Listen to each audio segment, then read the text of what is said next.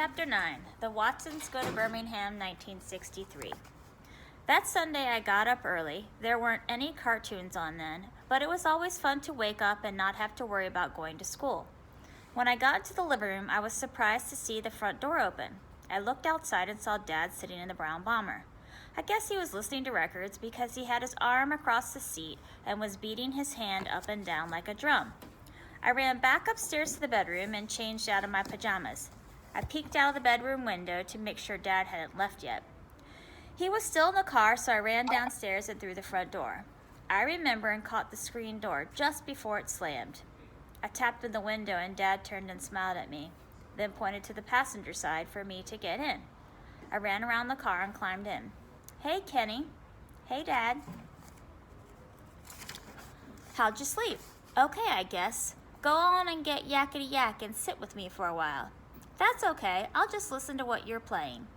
We listened to a couple of jive songs, and then I said, "Dad, does Byron really have to go to Alabama? Couldn't we just drive down to Ohio and pretend that we're going to leave him there to scare him?" Dad looked at me and smiled kind of slow. He reached over and turned the Ultra Glide down a little bit. "Kenneth, I know you're going to miss Byron. We all will. But son, there are some things that Byron has to learn, and he's not learning them in Flint. And the things he is learning are the things we don't want him to. So, do you understand?" "No." Dad turned the Ultra Glide down a little bit more. He looked like he was thinking whether or not he should tell me something. He was looking straight at me, and even though it was real hard, I looked right back at him. I tried to look real intelligent, and I guess it worked. 'Cause finally Dad said, "Kenny, we put a lot of thought into this. I know you've seen on the news what's happening in the parts of the South, right?" We'd seen the pictures of a bunch of really mad white people with twisted up faces screaming and giving dirty finger signs to some little Negro kids who were trying to go to school. I had seen the pictures, but I really didn't know how these white people could hate some kids so much. "I've seen it." I didn't have to tell Dad I didn't understand. "Well, lots of times there's things gonna be the way for the world for you kids, and Byron is getting old enough to have to understand that his time for playing is running out fast. He's got to realize the world doesn't have a lot of jokes waiting for him. He's got to be ready." Dad looked at me again to make sure I understand, and I nodded. "Grandma says it's quiet down there where they are, but we think it's time Byron's got an idea of the kind of place the world can be, and maybe spending some time down south will help open his eyes." I nodded my head again. "Mama and I are very worried because there's so many things that can go wrong to a young person, and Byron seems bound and determined to find every one of them. Now, do you really understand why we're sending Byron to Birmingham?" "I think so, Dad." "Good, because Kenny, we've done all we can, and it seems the temptations are just too much for By here in Flint. So hopefully the slower pace in Alabama will help him by removing some of those temptations. Hopefully he can see that there comes a time to let all the silliness go. By'll be back. Maybe at the end of summer, maybe next year. It's completely in his own hands now." I loved when Dad talked to me like I was a grown-up. I didn't really understand half the junk he was saying, but it sure did feel good to be talked to like that. It's times like this when someone is talking to you like you're a grown-up, you have to be careful not to pick your nose or dig your drawers out of your butt. "Okay, Dad, thanks." He smiled again, turned the Ultra Glide back up, and ran his hand over his head. "Some of the time when you think about being a grown-up, it gets to be kind of scary. I couldn't figure out how Mama and Dad knew how to take care of things. I couldn't figure out how they knew what to do with Byron. Dad, I don't think I'll ever know what to do when I'm a grown-up. It seems like you and Mama know a lot of things that I can never learn. It seems real scary. I don't think I'd ever be as good of a parent as you guys." Dad turned the Ultra Glide back down. "Kenny, do you remember when we used to go on drives and I'd put you on my lap and let you steer the car?" I smiled. "Yeah, does that mean I get to do it on the way down to Alabama?" "Sure, but that's not what I meant. Do you remember how big and scary the car seemed to be the first time you were behind the wheel?" Dad was right. Even though I knew he was watching everything real close, it was scary to steer the brown bomber. "Well, that's what it's like being a grown-up. At first it's scary, but then before you realize you have a lot of practice and you have it under control. Hopefully you'll have a lot of time to practice being a grown-up before you actually have to do it. This was making sense to me. As far as being a good parent, don't worry. You'll learn from the mistakes your mother and I make, just like we learn from the mistakes our parents made.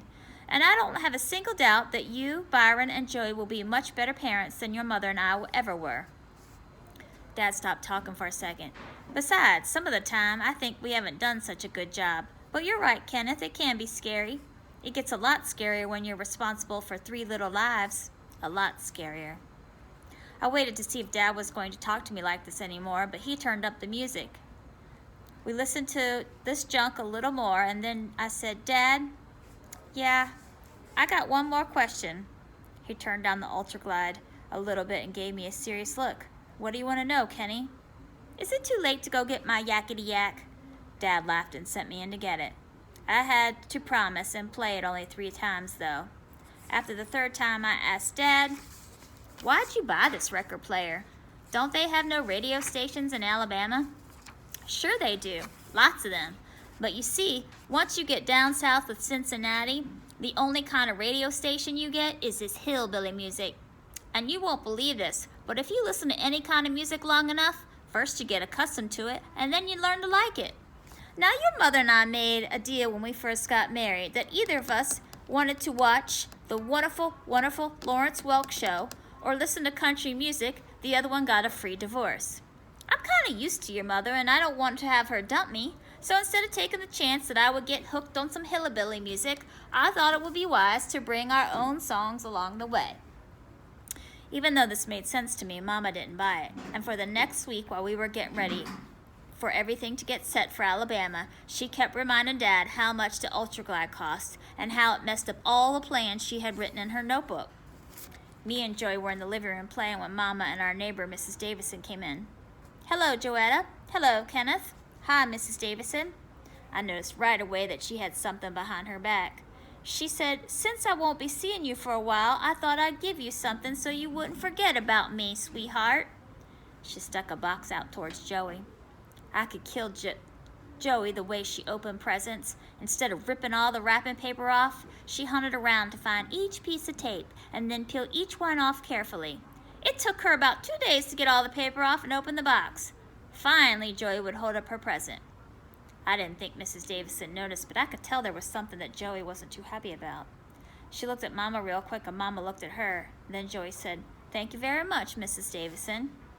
Mama smiled.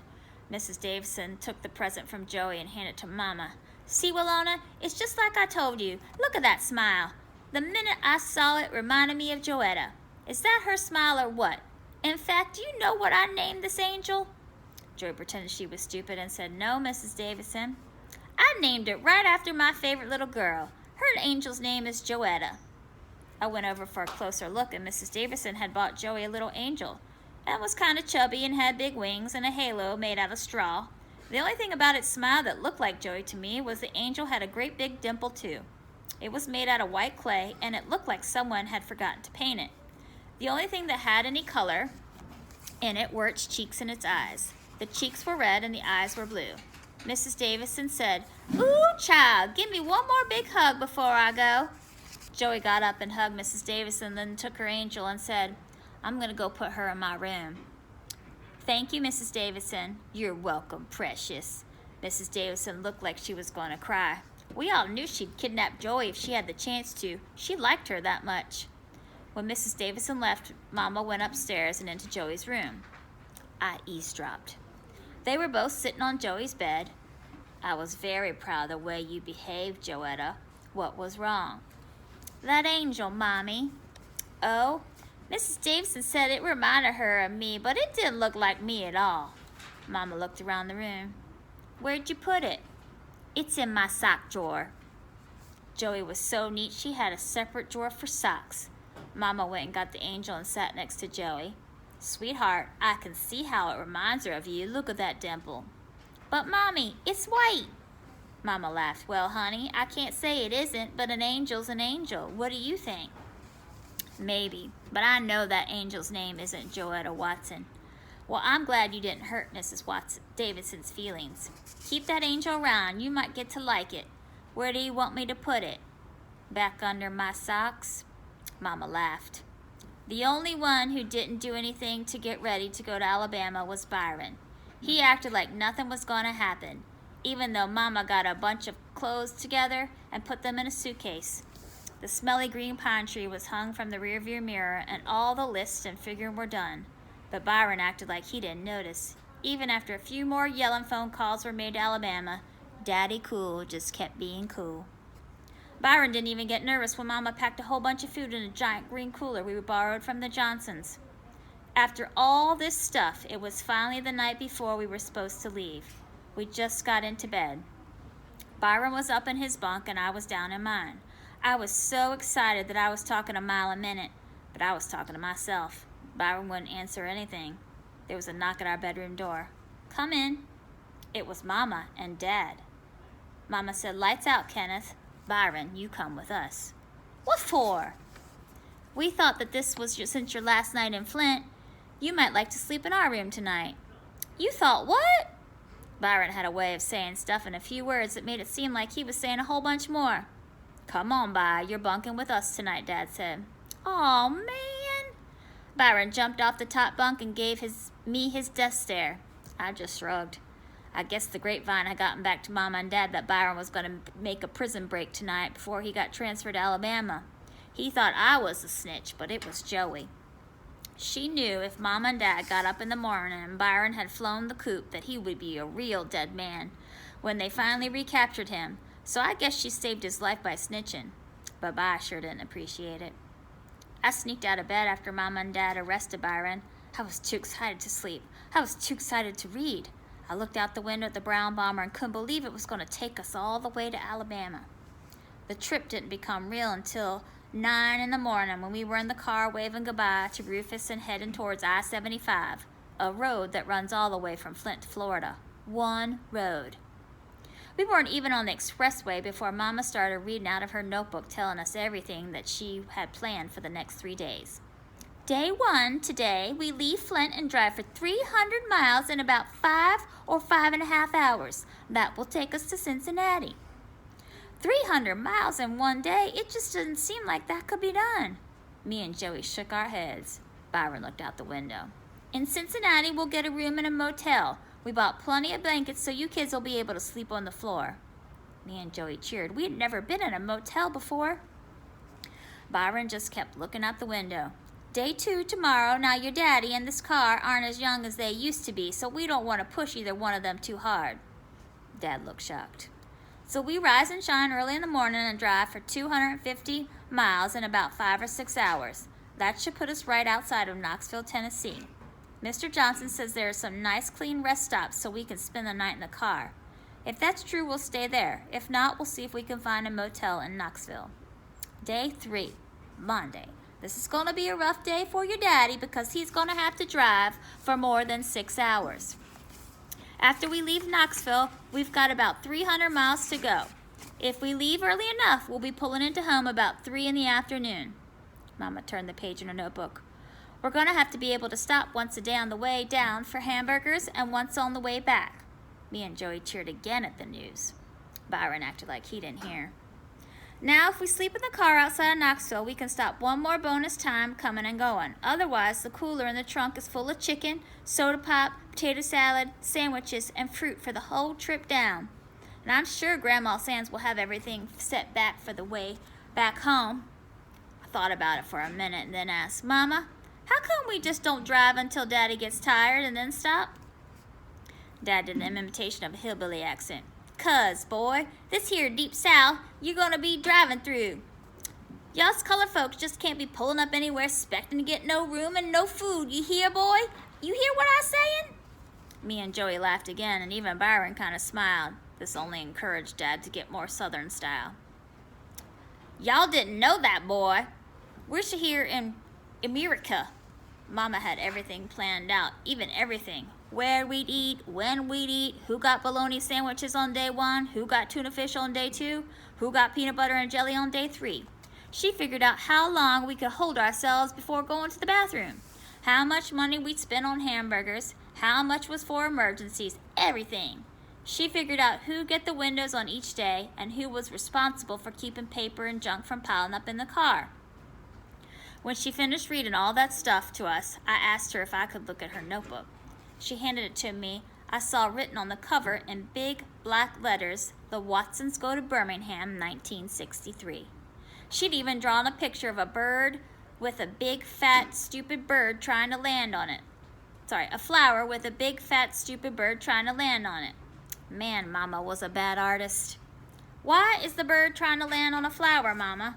Dad cracked up. Ooh, Kenneth, I asked her the same thing, and she was highly offended. Mama said, that's a bee, not a bird. I guess if you squinted your eyes, it might look like a bee, but not too much. Mama had also gone to the library to look up stuff about every state we travel through. We heard a bunch of boring junk about the expressway and how many years it took to finish and how many miles long it was and how much it cost to build and how it ran all the way from Upper Peninsula in Michigan to Florida. All kinds of thrilling news. The only thing that was a little bit interesting was how many people got killed and hurt making the road.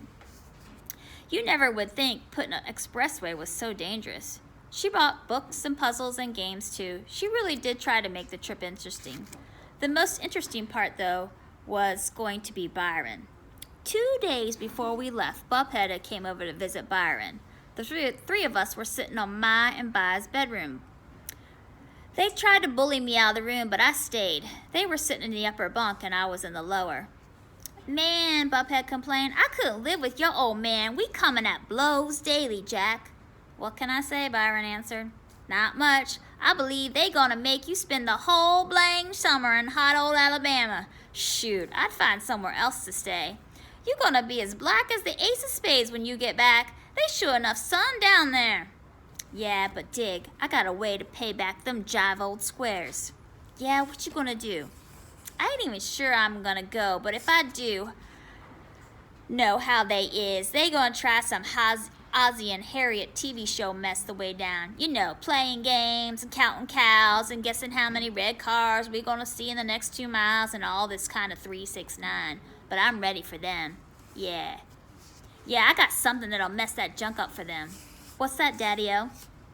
Byron remembered I was on the lower bunk and stuck his head over the edge and then pointed at me. You say one little word up to anyone and I'm gonna jack your little lightweight behind up. You hear? I said, oh man. By disappeared back to the top bunk. Yeah, Bubhead. If I go, I'm gonna go the whole blangs trip, and no matter what they say to me, I ain't gonna say one single word. Well, how long your trip gonna take? 3 days. Cool, that'll show 'em. They slapped palms, and By said, yeah, you know it will. But as soon as we got to Detroit, Byron said, how we gonna work this record player? Dad looked in the rearview mirror and said to By, what do you mean? We gonna take turns? Well, Byron, I don't think we'll be playing it for quite a while. We can carry CKLW all the way down into Ohio. And they play some pretty good music. But when we do play it, we gonna take turns? Sure. Cool. Am I first? Sure. We'll go by seniority. Dad was in the auto workers, and so seniority was real important in our house.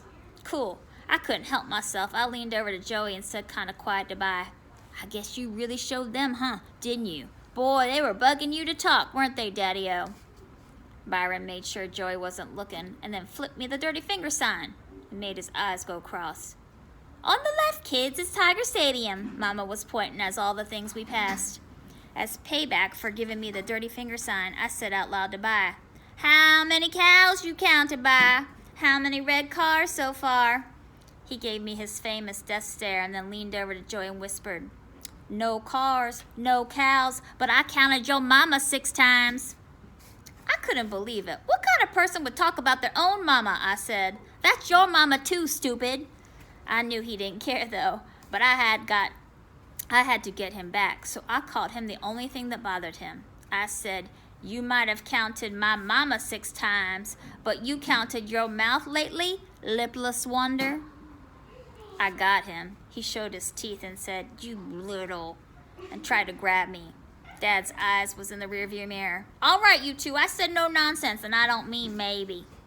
Byron used silent mouth language to say, I'm gonna jack you up in Alabama, you punk. So as we drove down I-75, headed for Birmingham, I felt pretty good. Even though every time I looked at By, his eyes were crossed. I didn't care, because I knew this time I bugged him more than he bugged me.